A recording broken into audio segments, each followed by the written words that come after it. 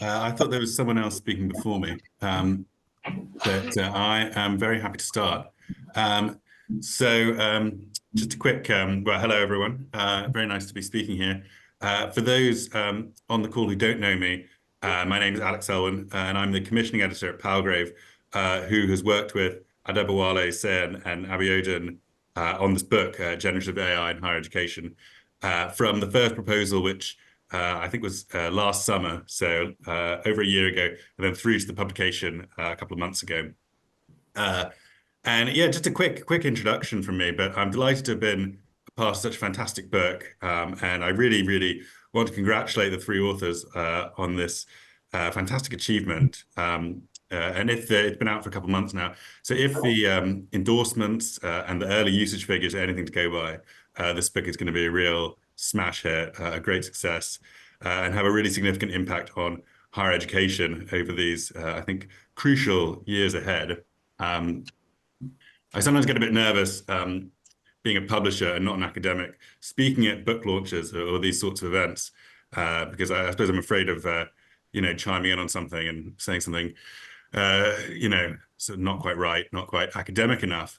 But on this book, I feel a little more comfortable, not only because it has such an engaging, practitioner-friendly writing style, but also because in my job, like in so many other jobs, I feel like I'm on the front line for the huge structural changes being wrought by generative AI, and it's created opportunities and major challenges. Our company AI strategy, which is put together by our research integrity and legal departments and by us in editorial, it's in a state of constant flux because of the rapid changes.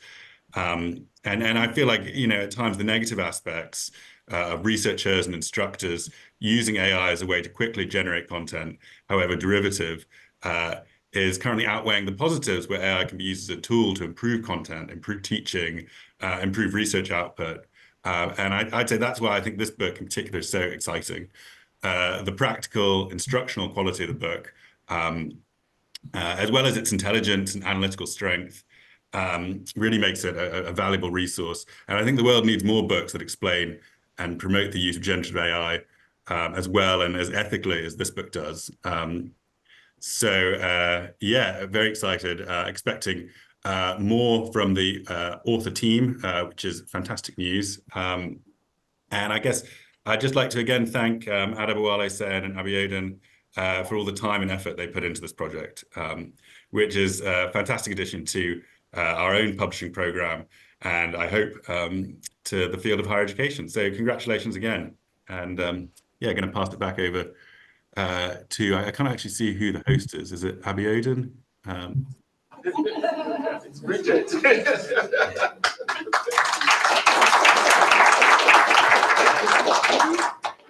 Thank you, Alec. And sorry you didn't hear us. The first speaker spoke already. We were muted. Oh. You didn't hear us. Sorry about that. All right. So the next is the keynote. And for this, I'd like to invite Professor Patel, the Pro Vice Chancellor for AI at DMU.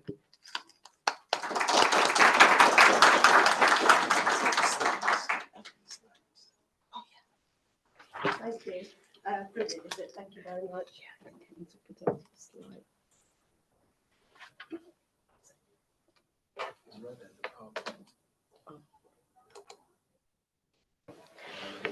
Thank you. I don't know about a keynote, but it's really my real pleasure that that colleagues from both Chem and Bal have written this really important book, really key. Is it not? I'll put it on slideshow, so okay. Was that what you were going to do? Yeah. So that's the schedule. There you go. So the online audience can also see. Ah. See how often I come in to do any teaching. You just take a second. So I need to.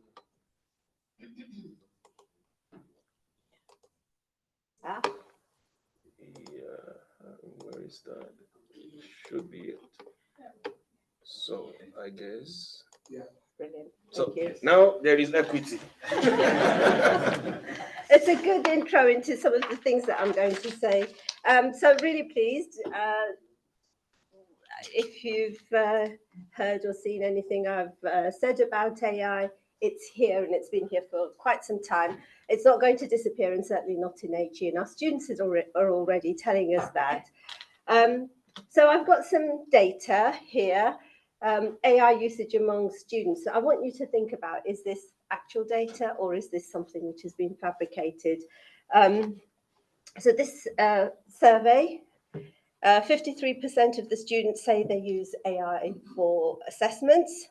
36% say that they use it as a private tutor, so as an AI tutor to help them learn concepts, etc. And 13% to generate texts for AI, for assessments, but only 5% submitting anything which is unedited, so unedited AI generated text. The question I was asked to be a little bit, get the conversation going. So the question I would ask is, how do we know that the text that they're accessing out there is not already AI generated? So that's one thought that I'd like you to think about. Did I swap these around by mistake? And no, that's correct. So, and when we're thinking about that, think about the limitations of AI as well. And we've got experts here, and Alec is one of them, who considers the ethical and responsible use of AI, and there are others possibly here and across the university and outside of the university. So hallucinations, what is happening there in terms of how assured are we of the validity and the veracity of the content that we're looking at?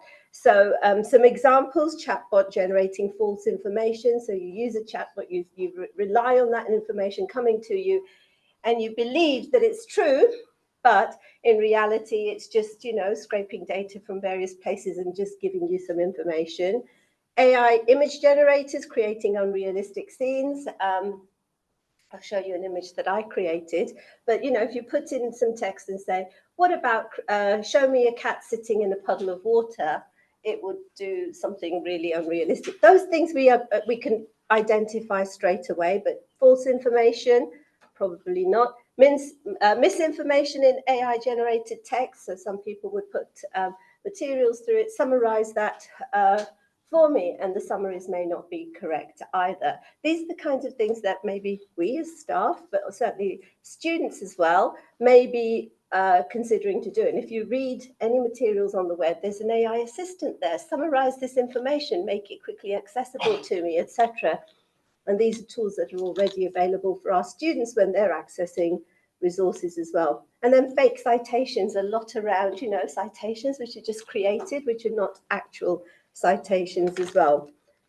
The point of this is 35% of students using AI are unaware of AI hallucinations. So facts that are made up facts. They can't be facts, but they're just information which isn't accurate. So equity, something which I think is really, really important for us, the digital divide. 58% of students from privileged backgrounds use AI compared to 51% from less privileged backgrounds. And when we look at our university and what we have in terms of indices of multiple deprivation, etc., we know that our students, some of our students, there is that digital divide in terms of access to resources. There's higher usage amongst Asian and male students compared to white, black, and female students. So there's not just the affordability, but it's also the other aspects which we need to be aware of. And I think that's really pertinent. So we certainly, colleagues will have looked at academic panel, APOs would have looked at academic misconduct and academic integrity, etc. I think it'd be important for us to think about how we collect that data and how do we support, more importantly, how we support our students. And then, of course, what do students think about the acceptability of using AI? 66% find it acceptable to use AI for explaining concepts, and only 3% think it's acceptable to use unedited AI-generated text in assessments. But is that the reality? Is that what we're seeing? Is that what is happening? This was a survey. It is factual. It's a HEPI policy paper, which was, I think, February this year. And they sampled about 1,500, less than 2,000 students. So if we think about our university, how many students would we need to sample to get a much more accurate response as well? I'm rushing through this because I've rushed here, apologies.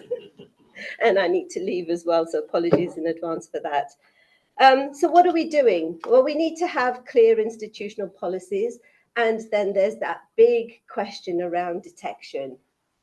Are we able to detect AI-generated text? Do we know our students well enough? Do we know and understand their styles of writing, content generation, whatever that is, image creation, because AI is not just text-based. It is content which is created using any type of output that we possibly would want to use. So in this particular survey, 63% believed that their institutions had a clear policy on AI use. Do we have a clear policy? So I'm focusing on DMU. Apologies for colleagues who are from other institutions who may be here or online. Do we have clear institutional policies, and what are we going to put in those institutional policies as well? And 65% thought their institutions can detect AI-generated work. How assured are we in terms of our ability to identify AI-generated work? And I go back to how much of that content out there is already AI-generated anyway. So where do we have the assurance, and what do we do about it? And I think for me, I'd be interested in, when does that content become vanilla? So, you know, how many times do we put it through ChatGPT or any AI, generative AI tool, to make us think, oh, actually, it's not, it is real or it isn't. So the questions, Adebowale, when he asked me, he said, make it so that people will start thinking about it. So these are the kinds of things that I think we need to consider when we start developing our policies and detection of AI. And for us, it's not just student work, it's our own work. If I ask for a show of hands, how many people have used AI to generate content, either lecture notes, documents, course program validation documents, or even just for their own personal use? A show of hands, because I'll put my hand up. Yeah. And how confident were you that it was accurate, the data? And how, well, actually, before I get to that, how many of us used OpenAI tools, so the free, and how many used purchased? Yeah. And there's a big difference. How sure are we that the data which is being scraped through the open tools that are freely available to us, how assured are we that that's, you know, accurate data, it's reliable, and what do we do with that? And how assured are we that, or how assured am I and those who have used tools which they've paid for? So I've got a paid GPT license. I haven't used it that much, actually, and I'm a bit lazy. But maybe I ought to start comparing, and those are the kinds of things that we need to be doing. What is the impact of paid versus unpaid tools? And that's one part of the equity angle. So really, really key for us and for our student populations as well. What I'd like to see at DMU, clear institutional policies, detection of AI usage. When I talk about clear institutional policies, the technology is changing so rapidly. It's learning all the time, constantly. So it's changing so rapidly. Will our policies be able to keep abreast of that change in the technology? And so what would we need to do? We need to be able to constantly review our policies as well. I'm old. So I remember when Turnitin came into effect, we used to say, and we did a lot of work, certainly at my institution, on plagiarism tools, and in particular in coding, programming. And we used to say, if it's 30%, you need to be able to, you know, that flags that that's really inaccurate.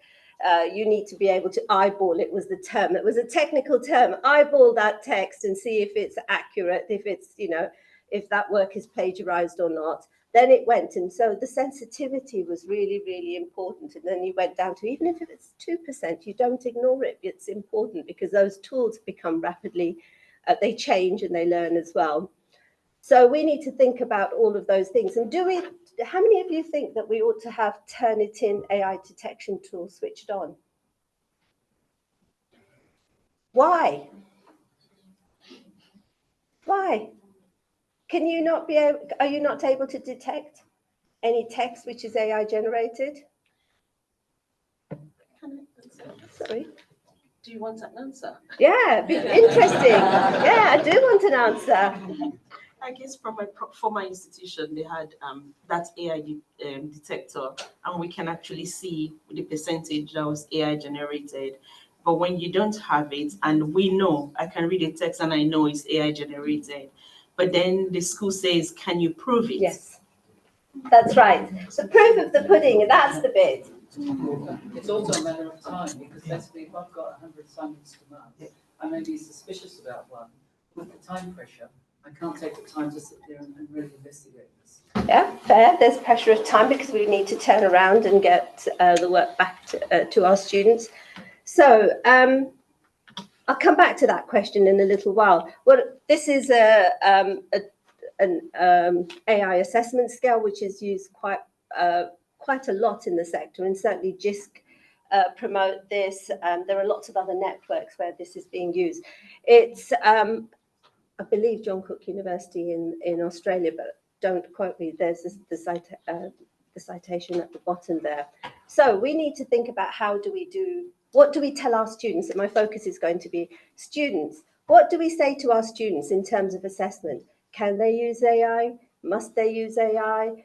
Don't use AI. So this is a scale which goes through no AI usage. So it's completely their own work. And how do we assure that? Well, do we still have the pro forma that goes on top of every assignment? And a colleague of mine sent me what her daughter's institution uses. Really clear, really good. If you've used generative AI, tell us what prompts you use. We need to have a prompt engineering module on our programs. For sure, this is what we need to do. Our students need to understand the questions they ask. We ask questions on Google.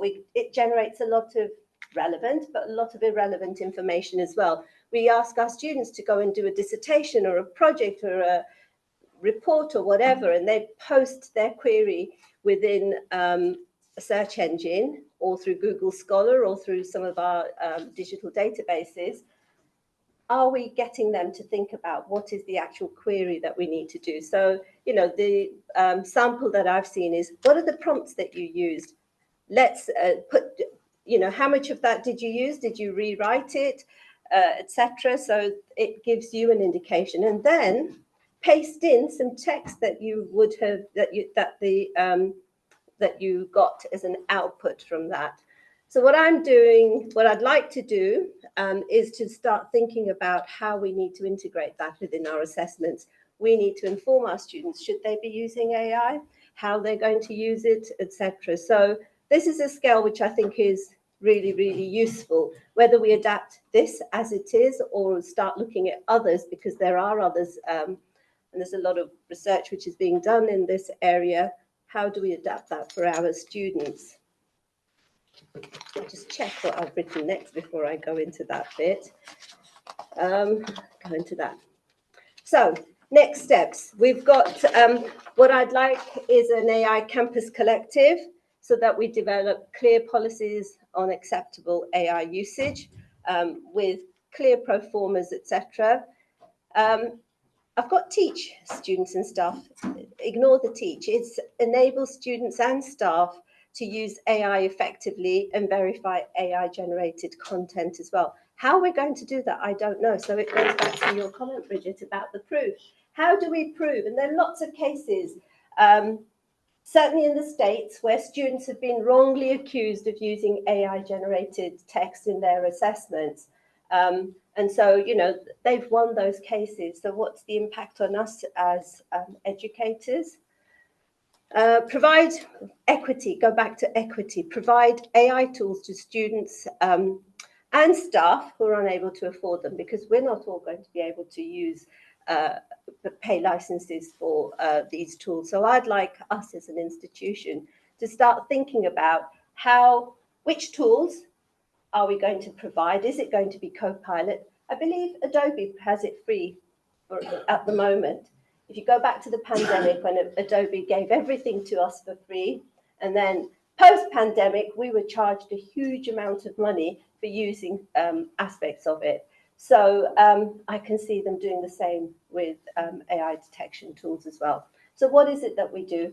Well, we've got Copilot, and we've already got Microsoft as what we use across the institution, the affordability for us as an institution, but certainly access. So it should be tools for staff and students, so that we know that we're using the right tools, and we know that with a little bit of certainty that there's accuracy there.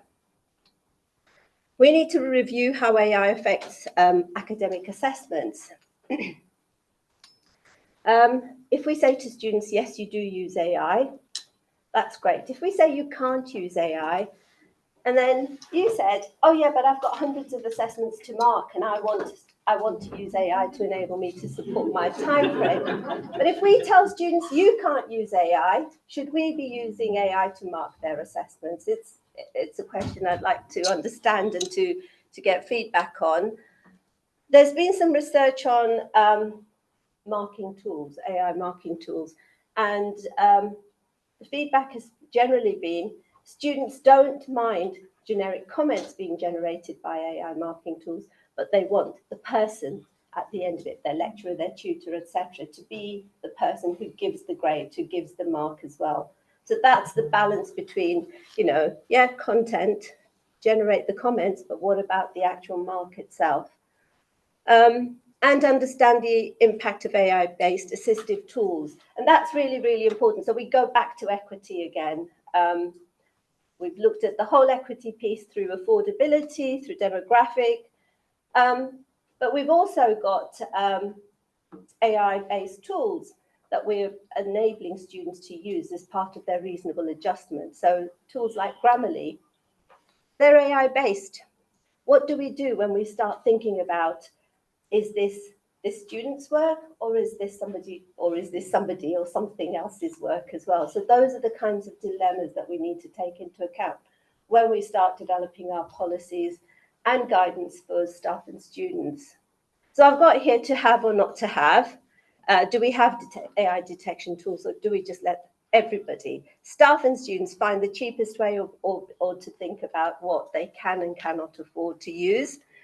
30% of students said they wanted their institution to provide AI tools, but only 9% say their institution currently does. So we're in the minority, we don't provide that. And what I've asked ITMS to do is to think about how we can evaluate the tools, affordability, and all the other stuff, accuracy, etc., to enable our students and staff to use that. AI marking tools, I've already talked about that. So do we have AI marking tools or not? There will be some assessments which they're perfect, multiple choice tests. It's not going to be ambiguous, but what about the other bits? And how do we ensure that we develop those critical thinking skills within our students as well? There are some institutions that started creating databases or their large language models for student use, because they want to be assured of the data which is available to them and how they can use them as well. Would we want to go down that route? And I go back to an institutional AI tool, really, really important. From that Higher Education Policy Institute report, 22% of the students said they're satisfied with the support they've received on AI. What is that support? Is it the support they've received through the AI tools, or the support that the institution provides to them as well? So a lot for us to think about and to generate that debate and discussion. As I've said, I'm hoping that this year we'll be able to launch an AI Campus Collective. There's already a lot happening next week in the Digital Festival around AI and other things. Please, if you're interested internally or externally, sign up to that, because we need to co-create this, and especially with students, so those students who are interested in working in this area as well. Thank you, but this is my AI generated image. So I did use ChatGPT and I said, By the way, AI in higher education, what would you do? So this first image here is all about that. So you've got the title, AI in higher education, you've got personalized learning. I haven't even talked about that, the AI tutor, etc. That's not, but those are the efficiencies that we can have and achieve. And there's some work in Chem, in Erka's school, computer science and informatics, where there's a member of staff looking at developing some personalized tools for programming. And I've asked him, why don't we pilot that properly? So Erka is going to come to you, but also how can we use that to develop math skills in our students? So, you know, what are the key areas that our students fail the most, and where is it that they need the support? So that first image is personalized AI. I don't think it realized that I'm a female when I was entering that into the chat, into ChatGPT. Then I said to the tool, well, can you make it a bit more humorous? So you've got a chat, you've got the robot and everything else associated with it. So it's taken that first image and then created that second image. Then I said, well, what about hallucinations? Can you hallucinate that? And it came up with that final image as well. If I hadn't told you which one was which, would you have been able to detect it? They're all about AI in higher education. So that's the kind of things that we will be having to deal with and face and need to think about. So in that first image, you've got icons of books, digital tablets, etc. There's research, and I haven't even touched upon research because UKRI has already come out on what we should not be doing when it comes to using AI on applications, funding proposals, etc. But I know that this is something that colleagues in research integrity in RBI are really focused on and have come and spoken to me about, because we need not just around teaching and learning clear guidance and policies, but we need it around everything that we do as an institution as well. So I thought I'd end with some images because I've not created any images. Like I said, I don't use ChatGPT that much, but I did contemplate what would I talk about when I came here, but I thought that some data and then some questions would be an interesting point for us to think about and contemplate, and then come up with some ideas and possible solutions when we have an AI campus collective. So thank you, and thank you for inviting me.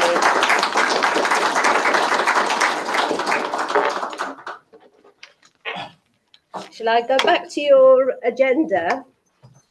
Because I can't stay for the whole, but I wouldn't mind just staying for a little while. Thank you. Thank you so much. Now we're going back to, yeah. Oh, everyone's leaving now. So now to the book review. Yeah. By Professor David Ray. I'll keep this short. It was a pleasure to be invited to review the book. And it's always an opportunity to learn more, because it's not a subject that I actually knew a great deal about, though I have dabbled and tried things with various AI and GPT applications. So it was an opportunity.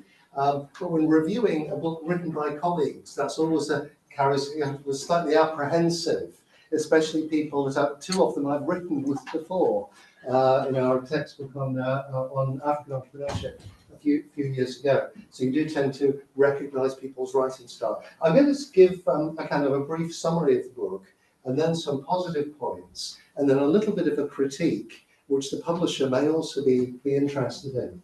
So I enjoyed reading it. I was at the ISBE conference in Sheffield last week with Seun and Casa and other colleagues, and Bridget as well. Well done, Bridget, winning 2 awards.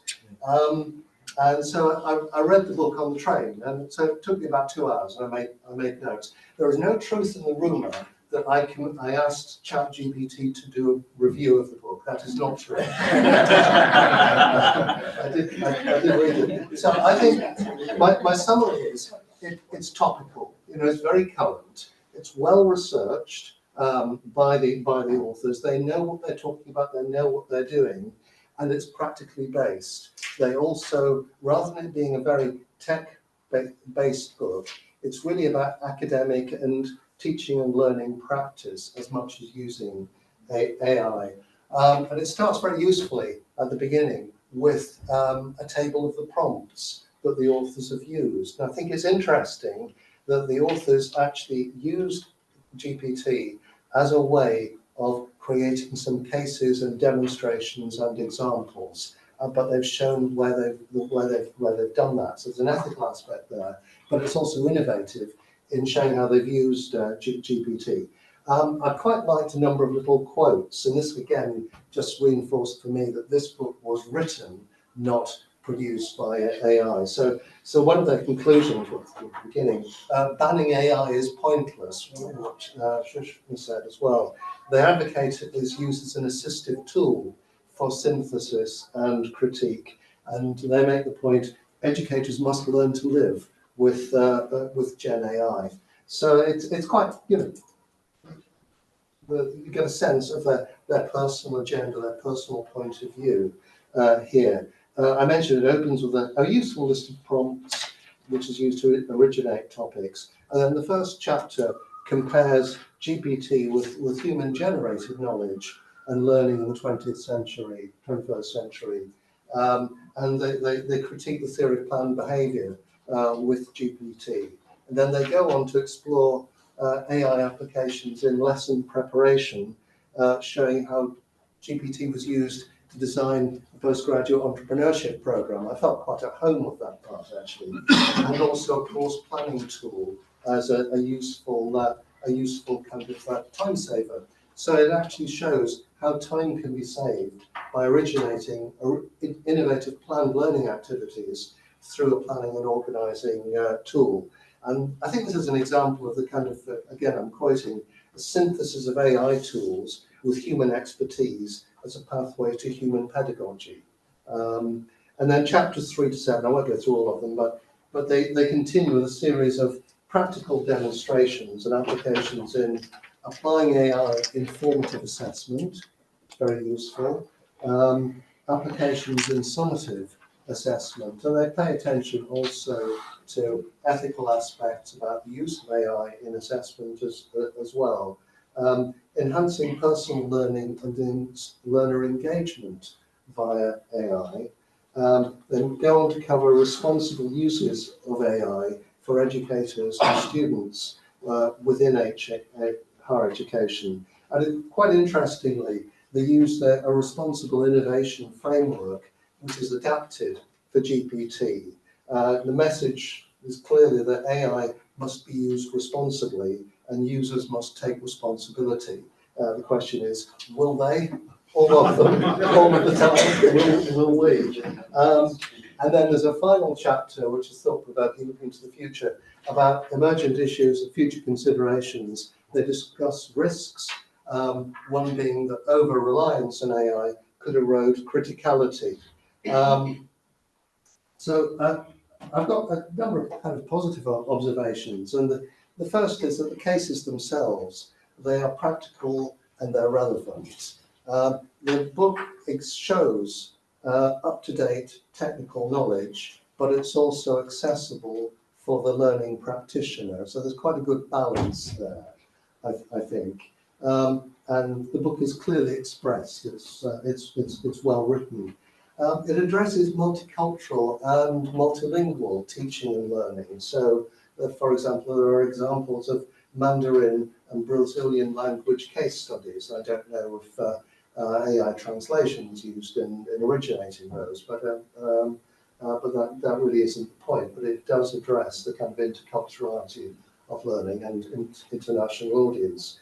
So the useful conclusion, and again I'm quoting from the book, it's an open-minded approach which will help student learning and productivity of the higher education staff as knowledge producers. So again, it's the notion of ChatGPT and AI as assistive or even collaborative technology.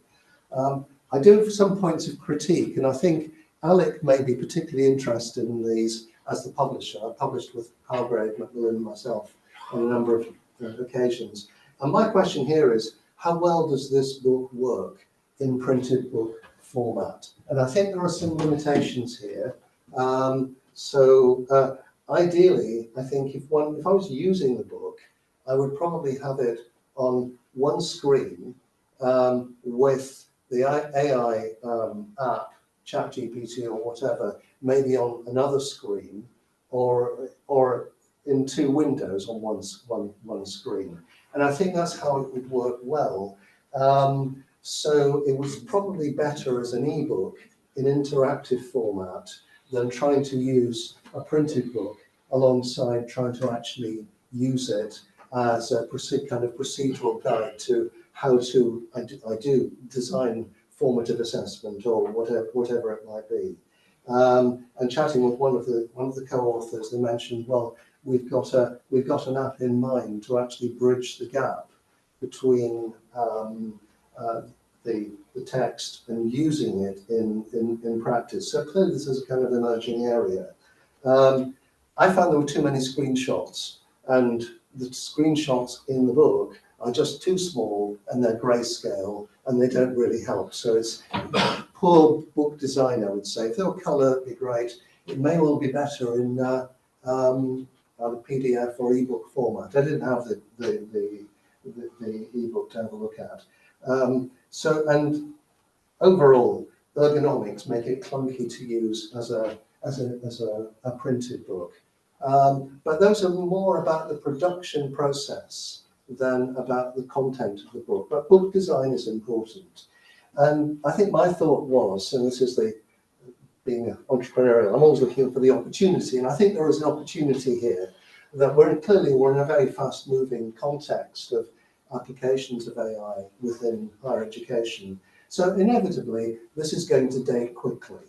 It's going to be probably current during this year, maybe stretching it into a second academic year, but it will date. But actually, I think that's the opportunity, because I can see the advantage of a periodically updated, maybe an annually or biennially updated version of the book that provides a handbook, a current example for practice, and with examples. So I just hope those are kind of useful observations, some critique, but based with some suggestions for future development as well.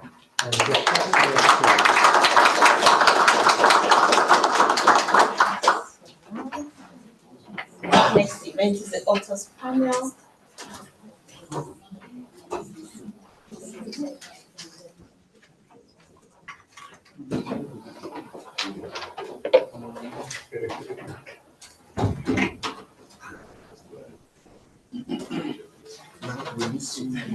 Bridget, yeah.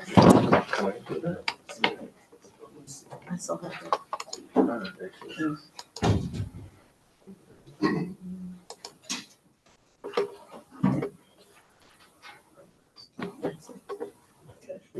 Still muted, so you just need to tell us. Okay. All right, so the next event is the authors panel, and this is going to be facilitated by Dr. Bridget Seeley.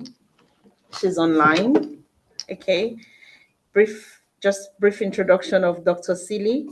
So Dr. Seeley has been in higher education for over 18 years, and she brings her experience in advancing opportunities across the knowledge economy by collaborating with businesses, governments, and the third sector.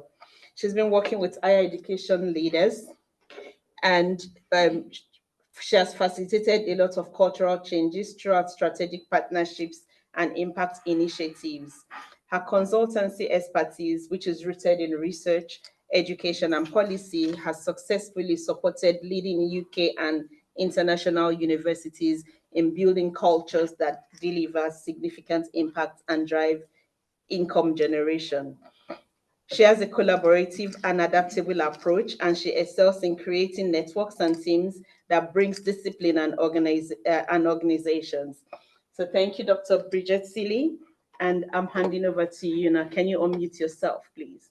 Yes, thank you so much for that introduction. And thank you so much for giving me the opportunity to host this part of this really exciting book launch today. I really enjoyed the initial introductory comments and remarks from the speakers that we've had so far, but I'm sure everyone's incredibly excited now to hear from the authors themselves and to learn a bit more about some of their thinking, both behind the publication in its inception and design and development, but also then the things that have perhaps developed through conversations and responses from colleagues in relation to the book.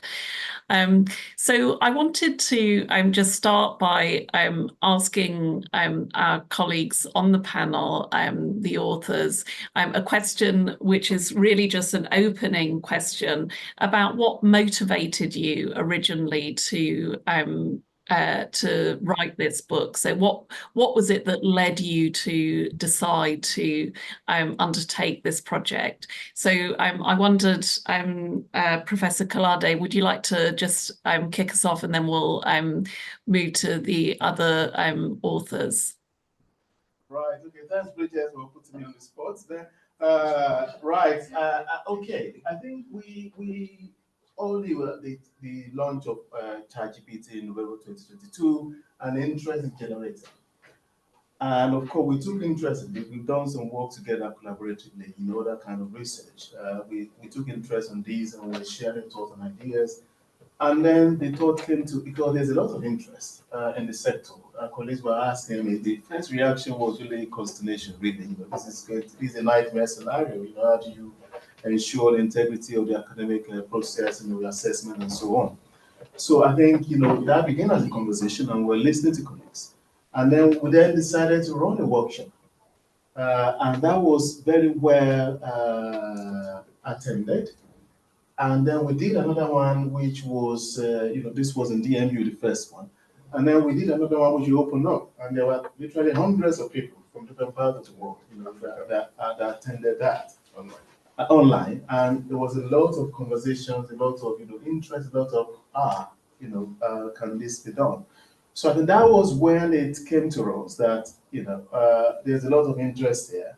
We need to write a book, that brings all of these insights and ideas together. So that is sort of where the journey began. So I will just pass over to the leader to say a few more words, about that. I thought we initially had some kind of ideas inside us. So I was doing something around it. In fact, I've written a couple of chapters, and the idea was maybe I was going to put something on YouTube or put something online for people to read. So the idea wasn't really to make a book, but then we had conversations relating to some of the work we have done before, and we felt, okay, let's put this together. Let's put a proposal through, and let's see how it goes. And here we have today. Another key reason is we've been talking about how are we going to create policies, how are we going to support one another to use these tools responsibly. But the question is, are we really using it? So if we don't use it, how do we create policies that will enable people to use it? So I've had conversation with colleagues and they are quite not very receptive about how it's being used. And then I have some other colleagues within the industry that are actually using this. So I felt there's a disconnect. So if we are training students for the future of work, and that future of work, ChatGPT and generative AI is being used, and we are not training them how to use it responsibly here, then there's a gap. So that's one of the motivation for writing that. There's a backstory that neither of them has mentioned. And it's a very interesting one because I remember one of the first conversations we had was in Professor Kolade's office. And then we took a walk to McDonald's to share a lunch, if you remember that. And that lunch gave birth to a paper. And in the course of writing that paper, we saw that there was, the debate, as they have said, is much bigger than what you can contain in a journal article. And then the book was born. That's the backstory. I still remember that lunch very clearly. That's incredibly interesting to hear the different elements that fed into the process of coming to that decision to develop the book and to write the book. And I particularly like that last anecdote. I wondered if you could, so we had some really interesting introductory comments by the other speakers, and I wondered if you could talk us through a little bit more and respond to some of Professor Patel's comments in relation to inequalities. And the contribution that generative AI has the potential to make in relation to reducing inequalities, either perhaps on the delivery side, so in relation to those teaching and working in higher education, and also in relation to the students themselves. I don't know who would like to kick off in relation to that question, but yes, how does generative AI have the potential to reduce inequalities, do you think, in higher education?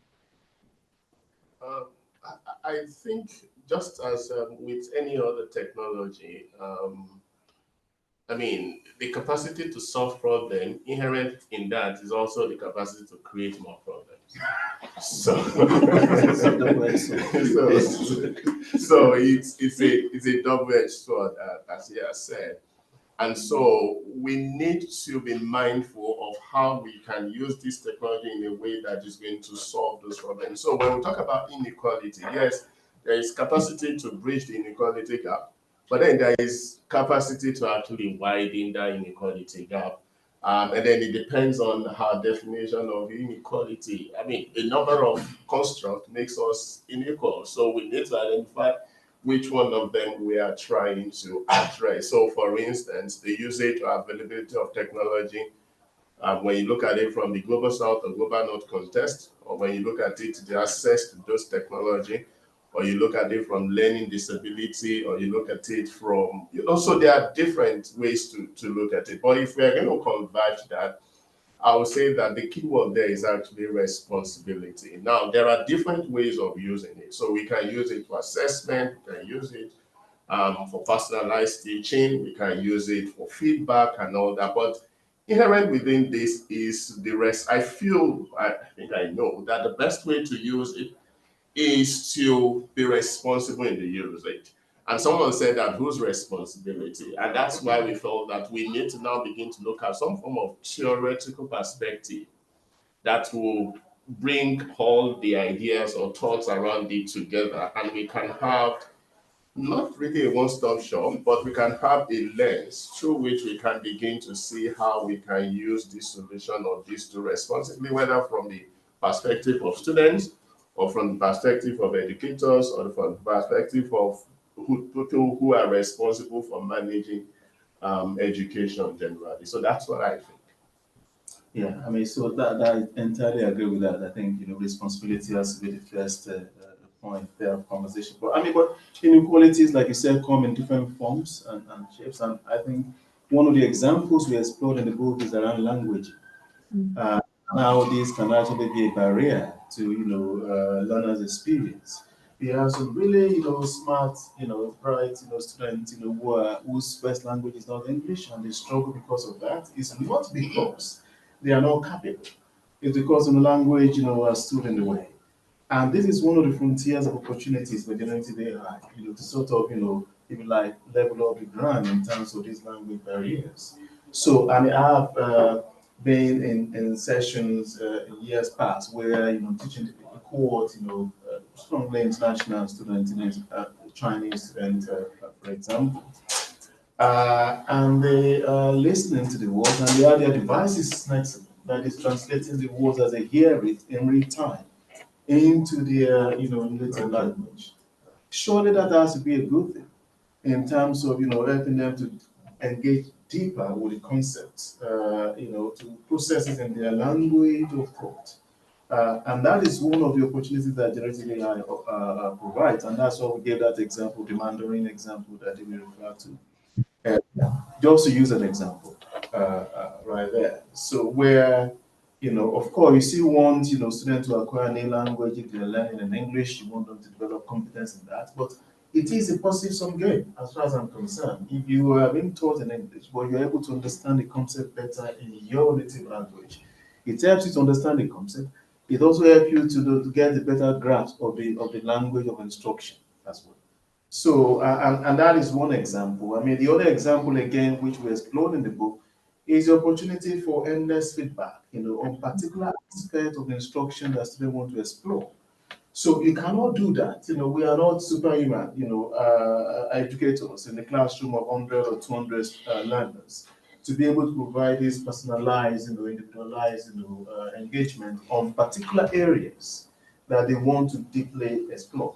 So we had, in chapter 3, I think, on formative learning, we have an example of a customized GPT that we use, where the student can go and pick a particular chapter or lecture note in this case, and say, this particular bit I don't understand, can you explain it better? And you can have endless conversation that Dr. Bumoko cannot possibly provide, or Dr. Nashibi cannot provide. And that is again, giving the opportunity for learners who are at different trajectory, at different level of understanding, to be able to pick a part of instruction and engage deeper. So that again, bridges, the gap in opportunity in learning that human tutors cannot possibly provide.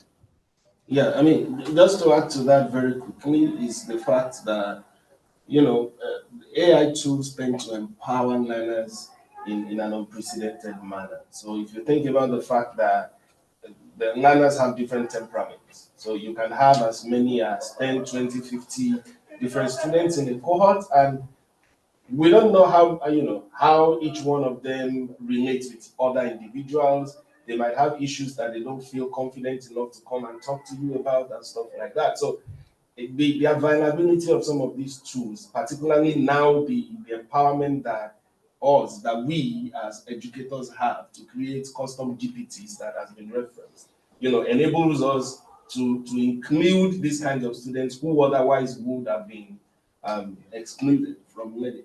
But I think for us as educators, perhaps the big question now in the context of inequalities and inclusion is to think about what are the different levels of inequalities that might exist, especially among our students and in teaching. Which one of these can we address with AI, and which one can AI potentially worsen or is even beyond the remit of AI? I mean, this is a conversation that is beyond the scope of the book, but I think it's something that is really very critical.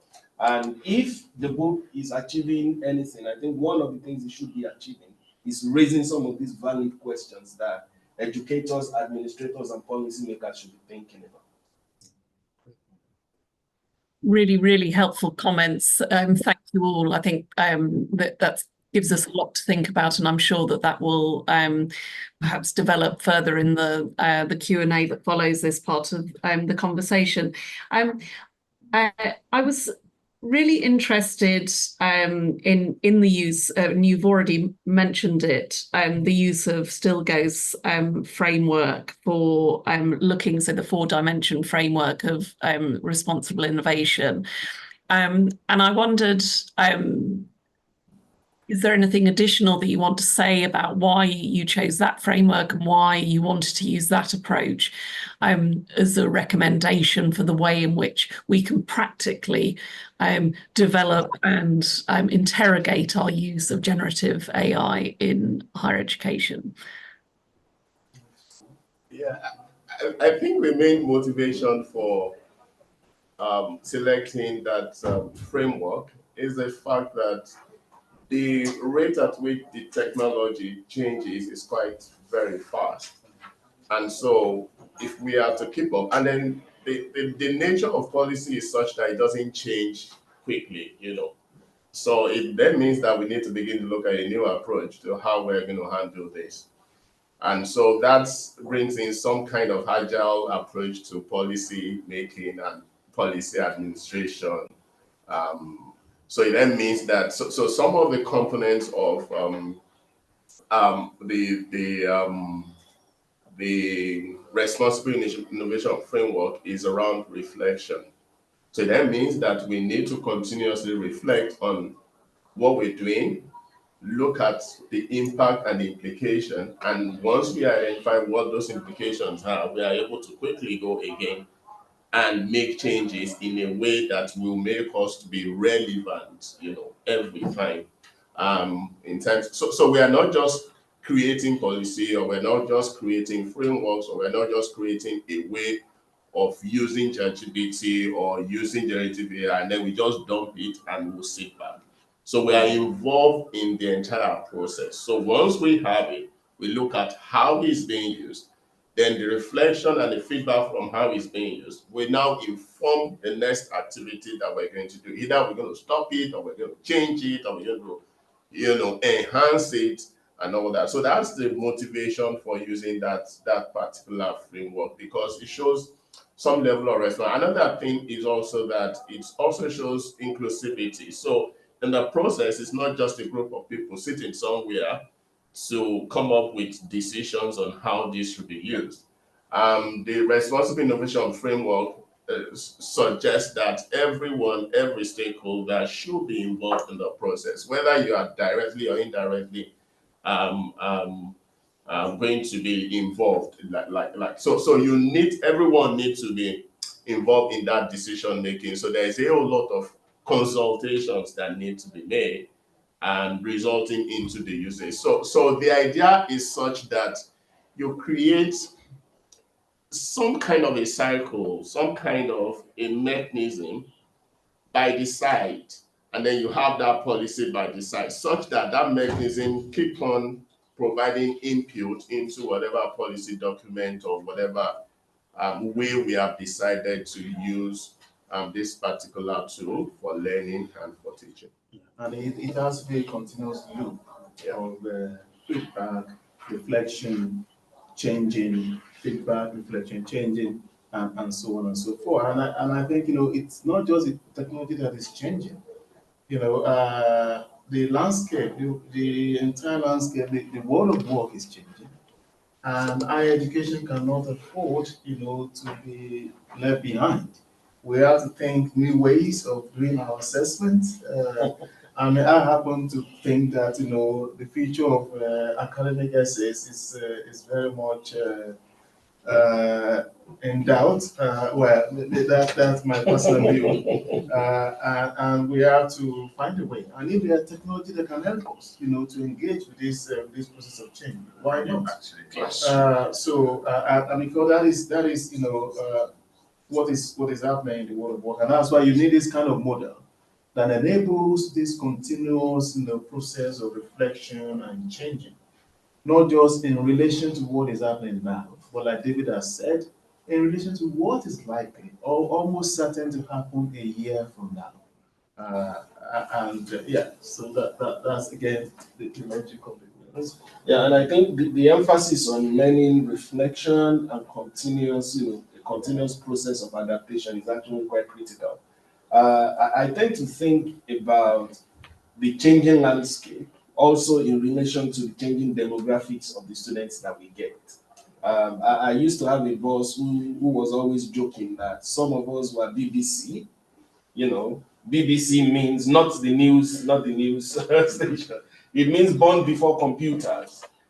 So even if we were born after computers were invented, some of us were BBA, so born before AI. And in a couple of years, we're going to be having, young people coming into the university who do not even have any inkling of how a pre-AI world looked like. And, if we don't start reinventing now, I think we're going to begin to scramble when we start getting students like that, which is why a model that, encourages reflection is really very, very critical at this point. And I think it's one of the things we explored in the journal article as well.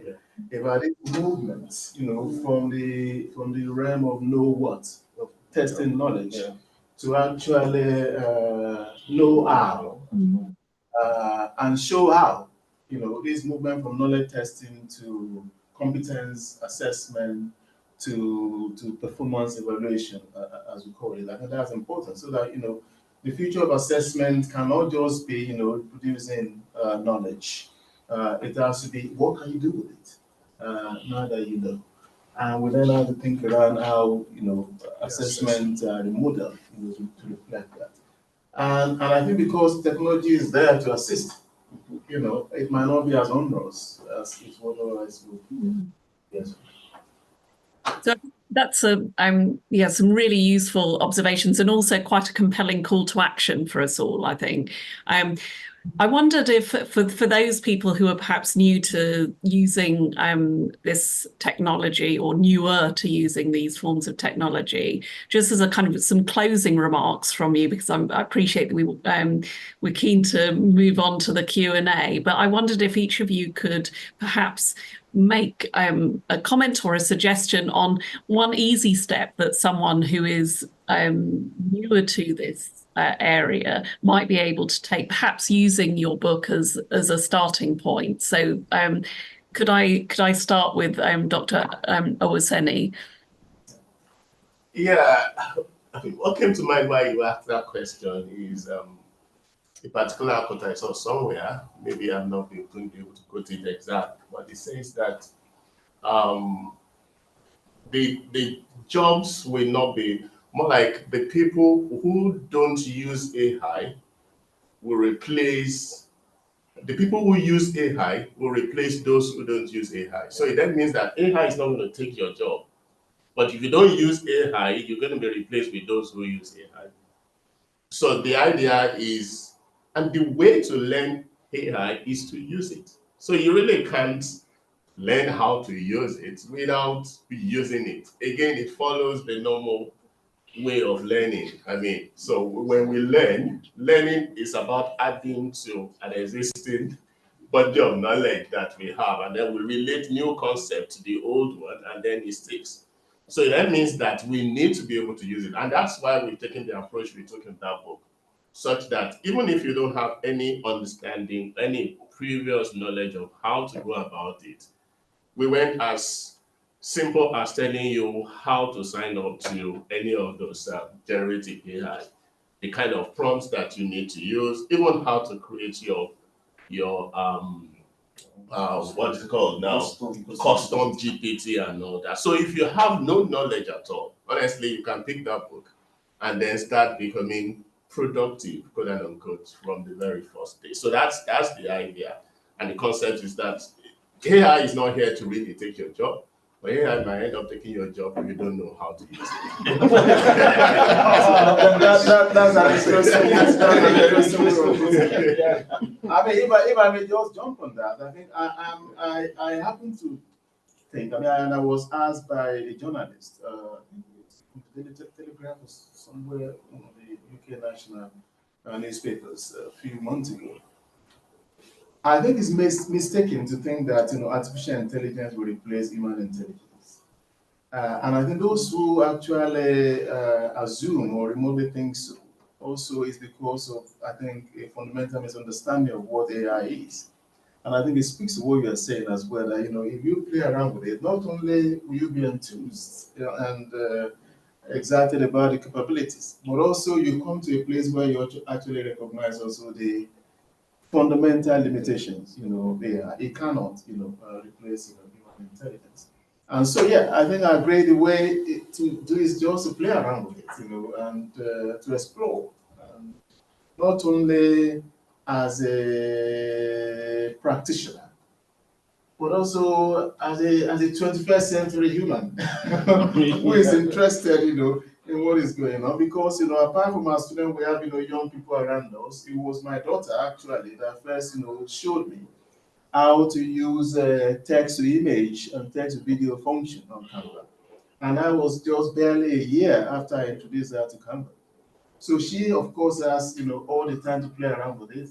And a year after I showed her to use Canva, she was one teaching me, some of the features there. So there's no other way other than just to play around. So she's big brother. She is big. So I think that would be my encouragement, really, that, it's just, explore it. There is no harm in exploring. Yes, I agree with that completely. And I think it's already well said. The key here is exploring. I mean, in chapter 7 of the book, we argue eloquently, around the fact that knowledge is cumulative. And nowadays, especially in the post-AI world, the rate at which knowledge becomes obsolete is actually much more rapid than it used to be. So, to connect back to, to the point, I don't think AI can replace human intelligence just yet, but the kind of augmentation that it brings to how we work, not necessarily replacing what we do, but the kind of augmentation that it brings to how we work would mean that in a few short years, anyone who does not use AI well in their work and responsibly will become really, really so inefficient. So ultimately, it's not AI that is taking the job, it is the I don't even know if there's a better way to put that. It is the inefficiency that it adds to those who have mastered its use, and then the way it magnifies the apparent inefficiencies of those who don't use it. And if I may just add one quick example there. Recently, I was asked to, provide a blog, a profile, for I think maybe for a workshop I was going to run in somewhere in the Middle East in Bahrain. And I don't have the time, to start writing a new blog. So what I did was to, tell, AI to pick 3 versions of the blog I wrote. This was my original, work in the past. So can you generate a blog that is suited for this particular purpose from these 3, samples? And it was able to do that in 3 seconds. Of course, as it is with output, you have to edit it. But the editing took me just about 3 or 4 minutes. I will have spent maybe another 20 minutes or so writing the blog. Just a very simple example there. There are certain things that sometimes we do, and you have versions that you have done in the past, for example. Why would I need to spend that amount of time that I could spend reading a new journal article on a topic of interest, something that is more intellectually rewarding rather than repetitive. So I think that's just So the idea is just open your computer and start using, but responsibly. So that's fantastic. Thank you so much to the authors. I think that there are some really practical suggestions there around trying things out, experimenting, and also seeking the support of others as who are perhaps more literate than ourselves in some of these technologies. So if I can invite you all to give a round of applause to the authors and congratulate them on this. Thank you. And I'm going to hand over now to the room for the Q&A. Thank you so much, Dr. Seeley.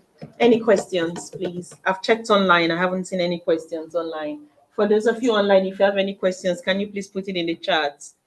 And for people in the room, any questions for the authors? Thank you. Thank you. This is really great. I want to ask a question around pedagogy in terms of education. So, what is in the literature that has a pedagogical arguments for AI? That's quite a very broad question. People answer it in different ways. What is the? I mean, we look at the benefits of it, there's the benefits of AI, but what is it in terms of theory or research that supports the views? I mean, you can think of many theories actually, and one of them that quickly come to mind is is assets. I would think that technology such as frontier technology like AI belong in that frame of assets that both, especially learners, bring to the space of learning that enables them to access resources to develop new competencies as well. But even when you look at a framework like universal design for learning, although I think we've done some work on this before, or culturally responsive pedagogy as well. I think when we are talking about language and all of that, And I think there's an intersection there when you look at CRT, for example, culturally responsive pedagogy, and which is, part of the whole family of asset pedagogy. That, AI can sort of enable and extend and empower that. Because you're saying that, okay, the language or native language that international students, for example, bring to the space of learning in a place like the UK, is an asset that can be enhanced and enabled through technology. That they don't have to lose that or leave that at the door in order to experience learning. I mean that would be one that come quickly to mind. I don't know whether you have anything.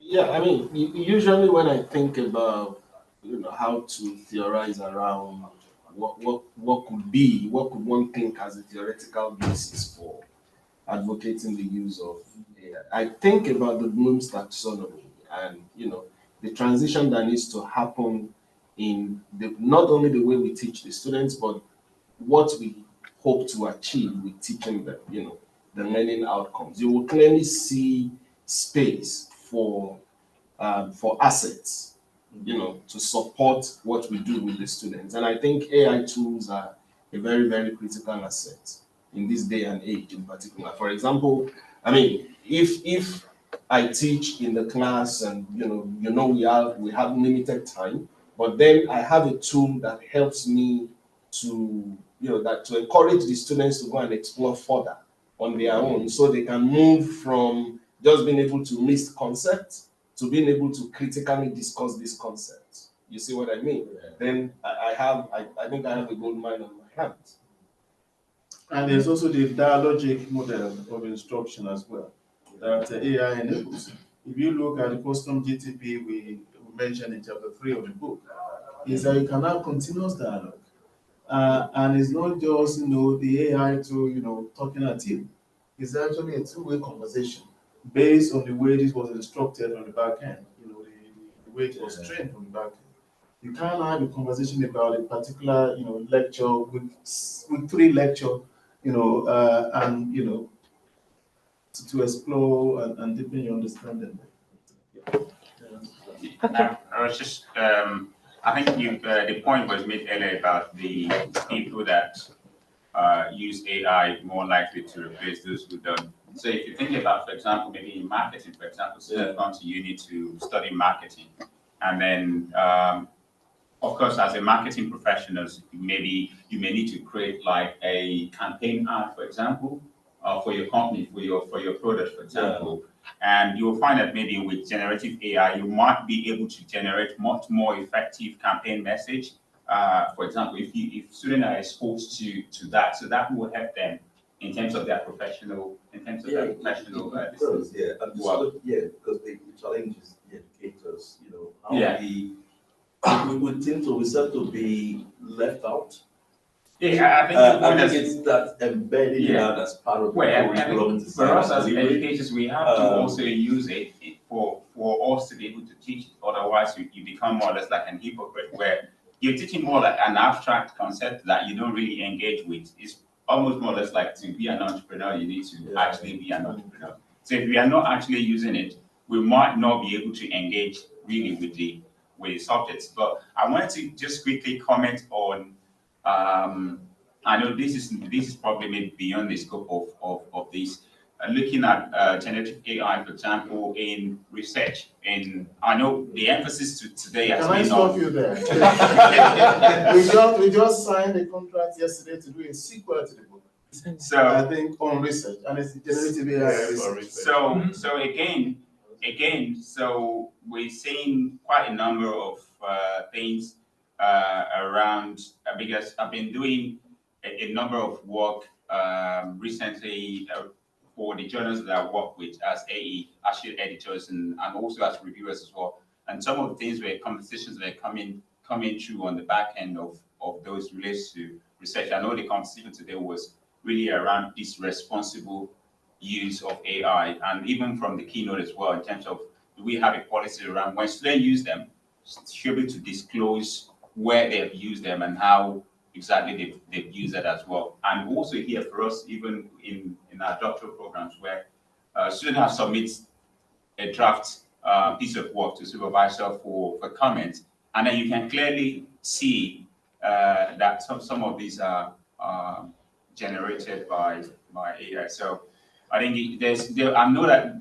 at the back of this, and it's interesting that there will be a lot of conversation that will go on from this. Okay.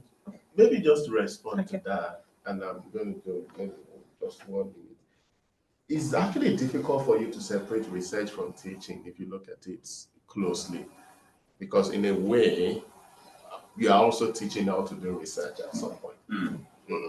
So, on the back of this, I came up with a custom GPT called R-Body, Research Body. And what this custom GPT does is to support undergraduate students or even master students on how to go about their research responsibly. So it was trained in a way that it's not going to just dish out content to them, but it's going to more like engage. Now, you discover that I'm sure every one of us here must have supervised students at some point. There are some very, very simple questions that some students will ask you, and you wonder, have you not done research methodology before? Have you not? You should have known about this, And then they go back to say, oh, my supervisor is not engaging, or I'm not getting this from them and all that. So the purpose of that is to come up with a tool that will actually bridge the gap, all right? And then we'll have some form of dialogue with the students. And then you reserve more difficult questions or conversation. I mean, it's still in the process of testing how this goes, but I'm just trying to tell you that there is a whole lot of use cases around how we can use it for not just teaching and learning, but also for research within the scope we are talking about. But I feel that one of the challenges that we have is still how open are we to some of these things. But I mean, so the custom GPT I created, I was just able to test it with a few students who are not even DNU students, just a few in Africa, to see how they're able to, what was their feedback and all that. And it was great. So I'm looking at a session where we could actually test that and see, maybe we can run some form of question experiment where we see students who are using it and students who are not using it, and then the feedback with the supervisor. What is the impact on supervision? What's the impact on the quality of output?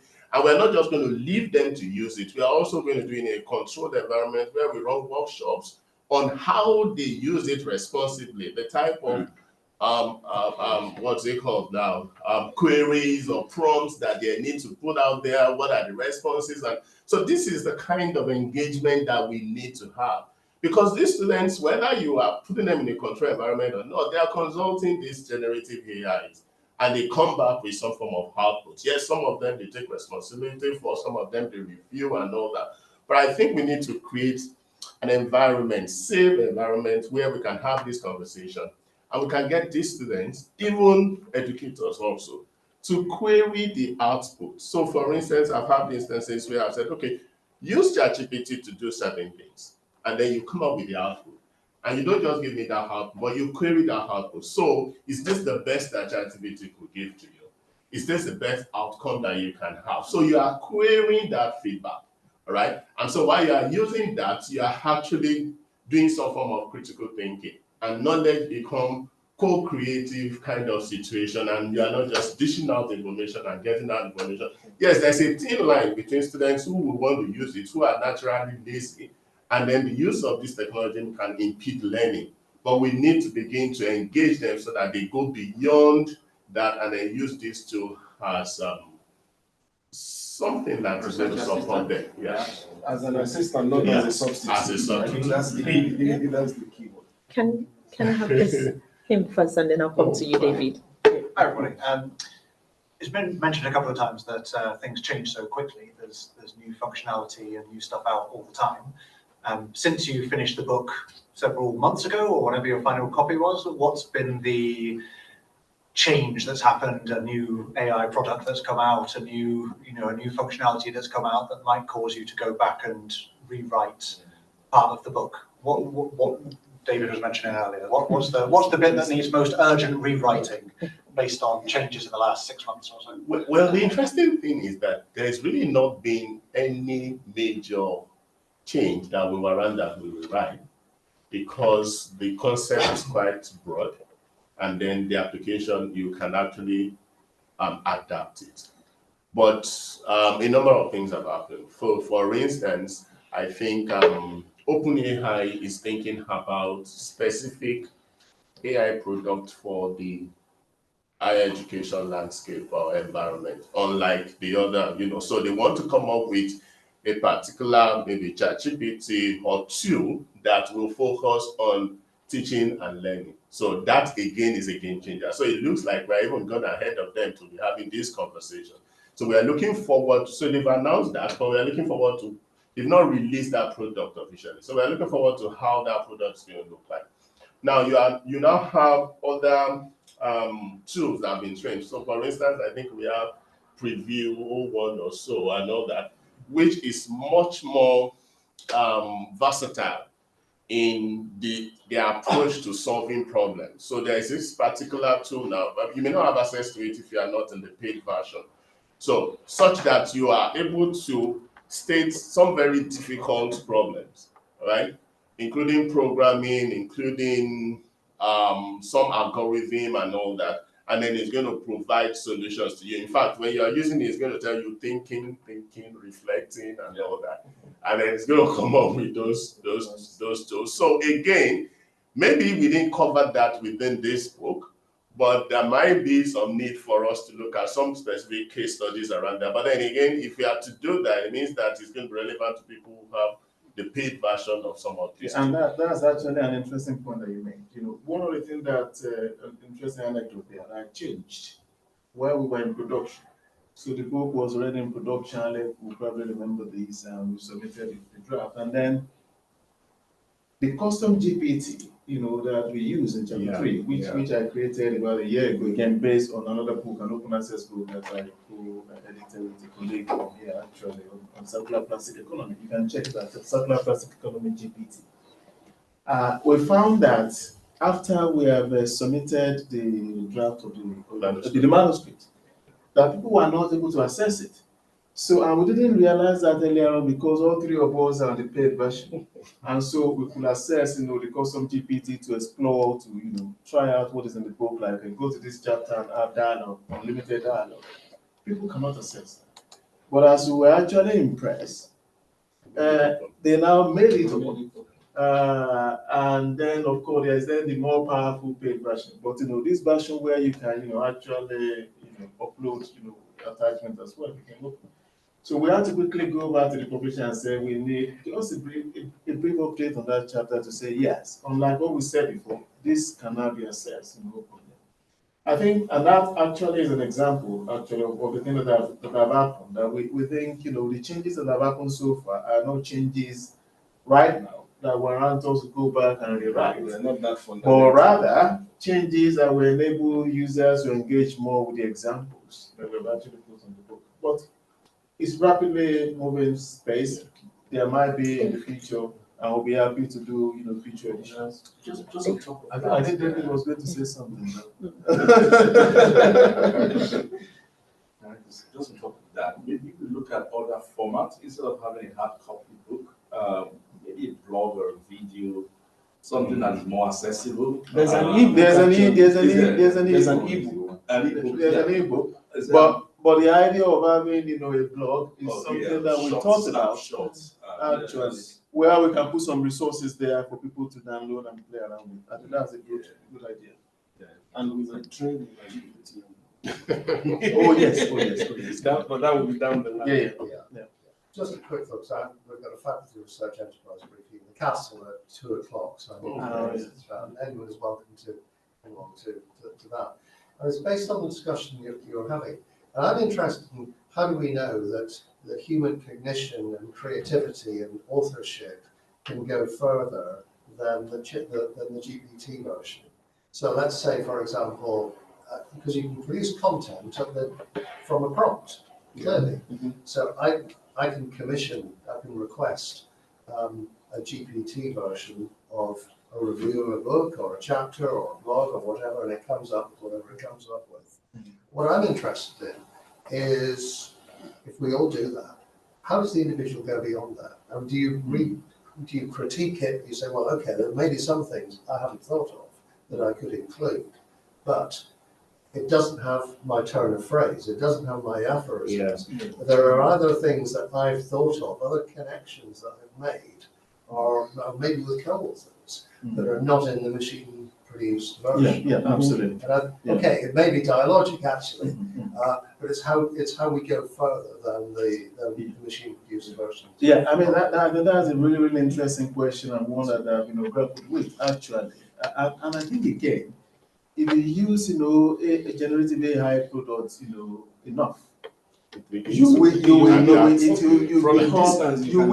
be able to see very readily that is AI generated. And I see this a lot of time now. There are some words that just come true. But like you said, I think you just get a sense in terms of authenticity. That the voice, the authentic voice, of the human agent is not really coming through here. It all, sounds and reads contrived, and I've seen that, But again, I think because maybe I've used it quite a bit. But I think what you said there, in terms of the very specific,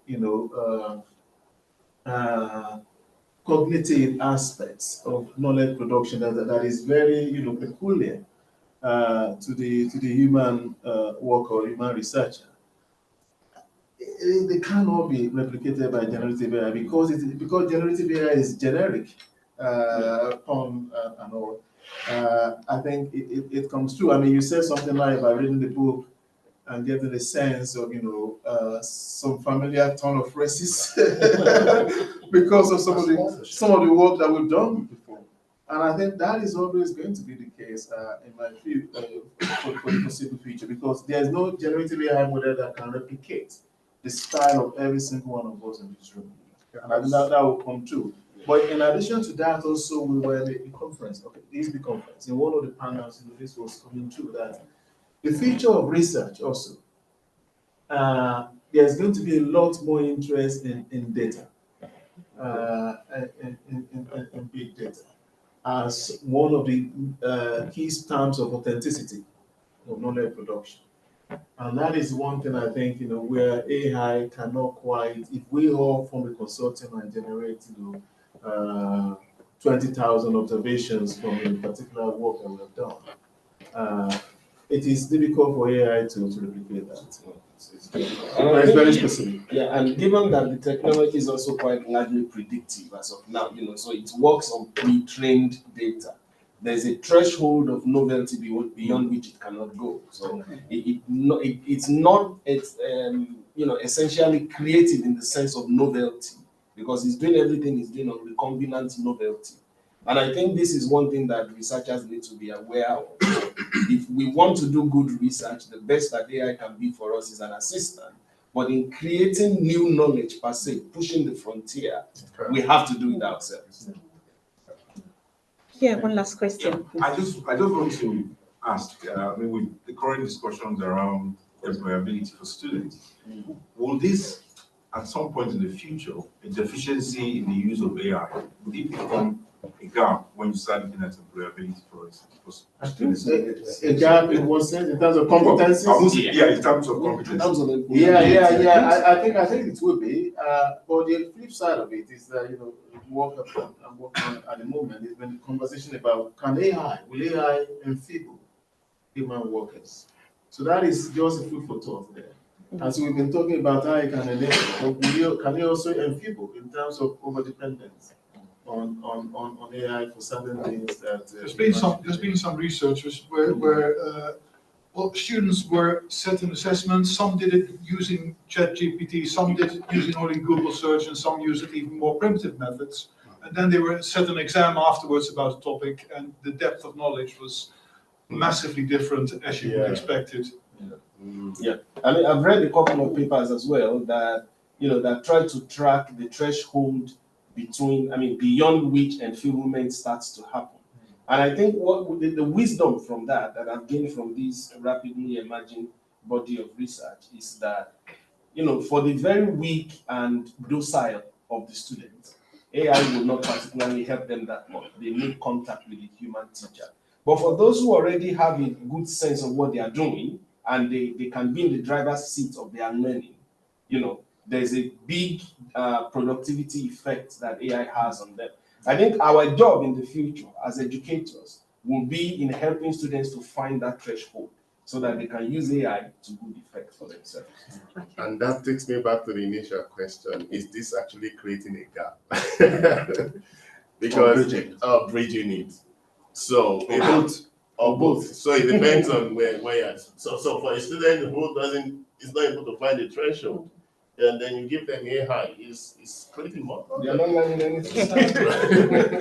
Just on Deji's point, the way employability, the way I think about graduate outcomes, professional skills and abilities, well, AI is a key part of that, in the fact that if one of our students is in an interview with Shell or BP, and a likely question now would be, well, tell us what you think AI as a concept might add to this industry, and how might you be thinking about that if we were to employ it, or something like that. So it's the whole concept of how do we give, through pedagogy, as Mark was saying, how do we give learners, students, how do we open their eyes to get them to think about it, not just in how do you use it, but what does that then mean for in different contexts. So in context of Shell, you could think about it and apply it in loads of different situations. It's very simple, like how do we use that in efficient consumer communications, from Shell to a consumer? Or how do you use it for efficiencies of natural gas production or whatever it might be? So it's kind of, for me, it's about, well, so what of employability, graduate outcomes, AI, how do we help students, learners to do that? And particularly when you think about innovation, well, we're all using AI, we'll all get the same answer, and that doesn't help me as an organisation, because what's my competitive advantage? That's actually key questions. Why do you come to me and not somebody else? So how does AI become a part of that? From an efficiency perspective, how does it speed things up from an efficiency perspective? To bring in considerations, not necessarily give you the answer, but get you there a bit quicker, because speed is important, because you want to be a bit quicker than your competitors, you might be first to market. And that was the key jobs. Miriam. I think that's a really important point you've raised regarding the employability issue, because we educate our students for the future. If you go into business nowadays, and I work in business as well as work here, AI is all over the place. It's used extensively. And I think if we don't educate our students on how to engage it and how to use it as an assistant, then you could argue we're failing preparing them for the real world in the future. I guess it's a ticket to the game. It is, very much so. And, AI's there. I get to ask the last question, and then we'll open this up for networking. Just one question from me. We've talked about teaching students how to use AI, but we know you used one word, feeble students. We know that not all students actually listen to instructions. So they may not even know the limitations of AI.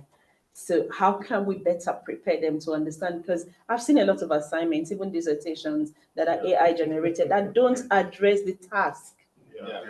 Because they don't address the task. That's the main symptom. Because the students have so much confidence that whatever AI gives to them is it. I used AI to transcribe. We collected data from Nigeria and we used AI to transcribe. 90% was wrong. One, they don't understand the accent, they don't understand the pidgin English, there's so many things, but we didn't know that until we were beginning to transcribe the data on NVivo. So after transcribing, I was so confident this is done, and I left it. So it was when we started coding, that's when we saw that 80-90% was rubbish. But students don't know that. They will carry on coding because AI generated that data. So how can we better prepare them? I think it's still engagement. We need to engage them. We need to talk about it. We don't need to play to the gallery such that we tell them, oh, it's not good to use it, and then somehow you find yourself also using it in teaching or something. I think that conversation needs to happen, because if you're not having that conversation, and then you need to create a safe space to have this conversation. Because some of them will think that, oh, even if they use it, they tell you they didn't use it because they feel so they fear the penalty, and they feel that it's not safe to talk about. So I think that the first thing is that we need to keep it open. We need to engage. We need to create a safe space to talk about this. And I think the openness is it, honestly, for everyone. We're open to talk about the implications, the impact, the positives, the negatives. And while we are talking about it, then we are finding solutions. Yeah. And something very specific that I've started doing over the last year or so, which I strongly recommend, is that for those of us who teach and then we have students in seminar groups, it's always a good idea to build at least one exercise around AI, depending on what your assessment might look like in the end. So in the previous module, what I did was I knew that one of my assessments was to ask the students to analyze. And Dr. Kolade was with me on that module. So there was a video in which I did a typical analysis, an example. And then in one of the seminars, which was not the same as the seminar where they watched the video, one of the tasks was for them to replicate something using AI, and then we would discuss in the class what is right and what is wrong, how might you do this better, and so on. It's not going to take us to the destination in that one step, but I think the more frequently and regularly and consistently we do that, the better we help the students. Because it's experiential. Yes. By doing, and it makes a difference. But finally, I think it's just also, like I said before, how creatively we're thinking around assessment. And one of the things I did, maybe there was an example in the book also, was asking students to analyze the business strategy of two organizations. But those organizations were mentioned by them, I think in Leeds, and very specifically mentioned. And then I put a ChatGPT prompt on. And then it says, sorry, I don't know about these organizations. I want to be able to give the response. And I think it just underlines also, but even now, even though I know the capability is, rapidly changing, it could well bring up an hallucination. Say this is it, but it is not. But I think something like that, I think is also the future of assessment in terms of actually asking students to go and get real data that is not accessible to ChatGPT, that they can find on company website, for example, or go there, and collect some primary that is easy to collect. That will make a difference, because you cannot, just ask ChatGPT to translate pidgin English. Thank you, everyone, and thank you to the authors. Thank you to everyone online. Thank you. Thank you, Bridget. Thank you, everyone online. Thank you. Thank you. Thank you. Thank you. You only get to know about this. Thank you. Thank you. Thank you, sir. Thank you. Very short. Thank you, sir, for the confidence. Thank you. Should I close this one now? You want to say hello to? You want to say bye bye to her? She's gone. Yeah, she's gone.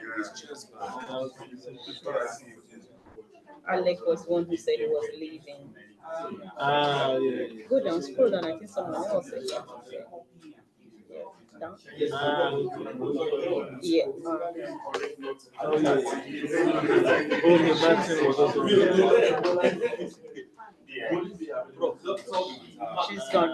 Okay. I will send her this. You can just one last. Okay, thank you very much, everyone. Please keep in touch with us to tell you more about our research, and we have a new book coming as well on this same subject. Thank you very much, and enjoy the rest of your day. So we can leave. Where's the leave option? Yeah, Zoom has changed how they do their own. Yeah.